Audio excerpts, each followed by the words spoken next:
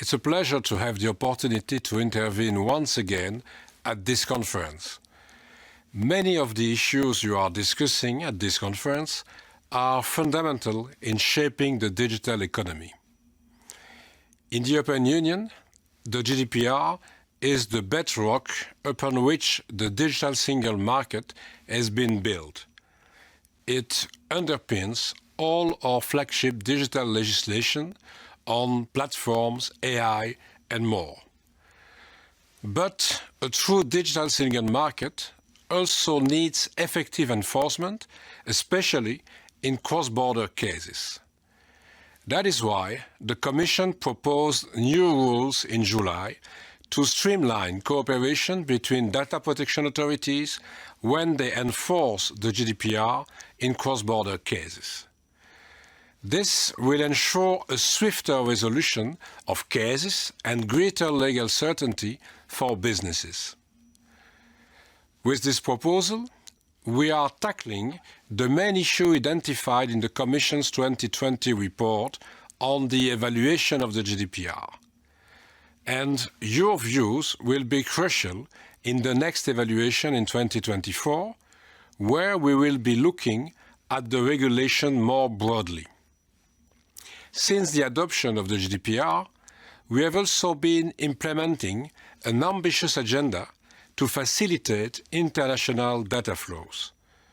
We want to ensure that protection travels with the data. This approach is gaining international traction.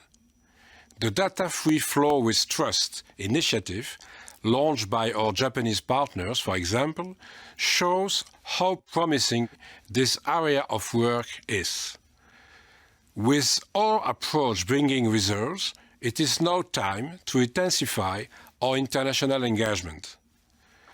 A few years ago, the EU-Japan Mutual Adequacy Finding created the world's largest area of free and safe data flows. Now, we are exploring similar arrangements with other partners, Brazil being just one example. Beyond adequacy, we see that more and more jurisdictions are developing model contractual clauses to facilitate data transfers.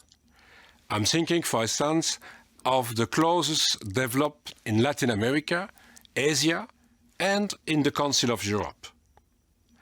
Having modernized our own standard contractual clauses, we are now working with our international partners to facilitate their use. Let me conclude with a few words on the EU-US data privacy framework. Restoring legal certainty for businesses was at the heart of my work during the negotiations. The only one way to achieve that was to obtain solutions that meet the requirements of the European Court of Justice. By ensuring safeguards on access to data and effective redress for citizens, this is what we achieved. It is clear that the work does not end with the adoption of the adequacy decision. Enforcement authorities on both sides of the Atlantic will need to work well together. But it is also clear that the significance of this deal goes well beyond transatlantic data flows. Finding a balance between individual rights and collective security is a complex and sensitive task. But the past months have shown that when like-minded partners join forces, we can find solutions that benefit our citizens and the economy.